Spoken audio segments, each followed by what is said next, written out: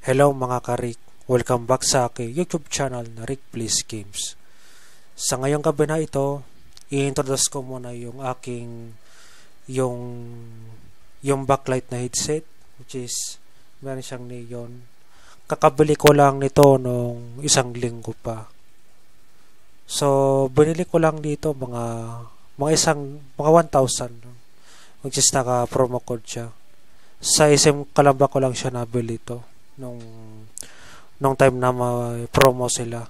Sa Octagon ko siya nabili yun mga karit.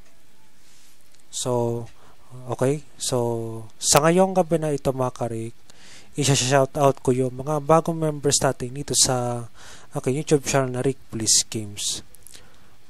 So, mga bagong members natin dito ay sina Brian C, Proxy HD Gaming YT, shoutout kay Subs Fabs, shoutout kay Alain Travasos Rosa, shoutout kay Cristiano Doria, shoutout kay Falin D, Chef Nicolay 2681980, at saka yung mga dating nating members natin nito. Ayan. At saka yung mga iba pang mga members natin dito.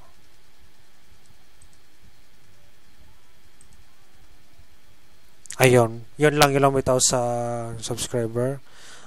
So, yun lang mga karik. Ang aking hinihiling ko lang mga karik, ang hinihingi ko lang suporta ay yung pag hindi ng skip ng ads. Yung bang wag nyo siyang i-skip yung ads pag nanood kayo ng video, kasi yun ay napakalaking tulong na yun sa akin mga karik. Kahit yun lang yung bigyan yung suporta nyo sa akin mga karik, yung wag nyo i-skip yung ads, napakalaking tulong yun mga karik.